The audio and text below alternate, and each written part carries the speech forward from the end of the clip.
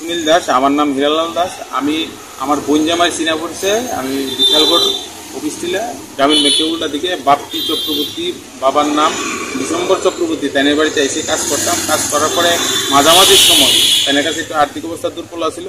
তাইনে আমার কইছে 50,000 টাকা দিয়ে চলাইতাম। তাইনের আমি চলাইছি। চলানোর পরে তাইনে কইছে কাজের শেষে আমার একসাথে টাকাটা দিয়ে দিব। কাজ তো শেষ হয়েছে জানুয়ারি ফেব্রুয়ারি, আজকে দীর্ঘদিন ধরে 6-7 মাস হয়েছে। তাইনে টাকাটা দিতেছে না, দিচ্ছে কেউ ঘুরিতেছে। তাইনে আমার টাকাটা দিব করে তাইনের বাড়িতে যখন আমি আইছি, আওয়ার পরে আমার মারধর করানোর চেষ্টা করছে।